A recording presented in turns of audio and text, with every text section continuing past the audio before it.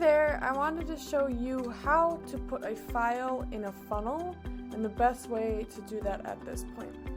So first off, we're going to want to open the funnel that we want it to go in. Right, so let's say the request my freebie is where we want to put that file. And we're going to open it up.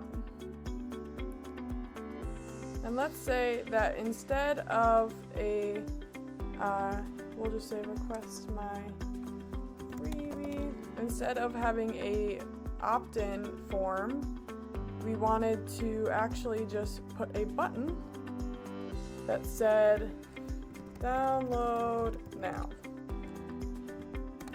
right? How would we do that? Because we don't have a way of actually uploading a file into this button. So what you would do is go into your Google Drive and open up where you wanted, what file you wanted it to be. So let's say it's my resume here, right? Then we would do share. And then we would want to do the get link, but right now it's restricted to only people that are shared.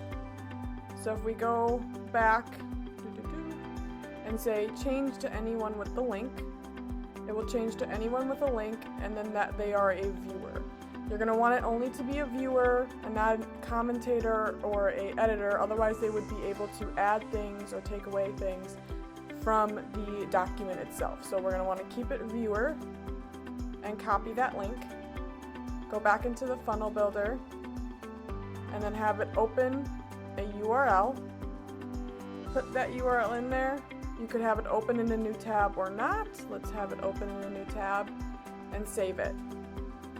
Then when we open this and we hit download now, it will now open since it's mine, it's opening in actual Google Docs, but it would usually open up into that viewing portal. Let's just do an incognito window here. Download now, and it opens up as if they were just viewing it, and then they can file, download whatever that file is. So that's how we would do it and how to put a file in your funnel.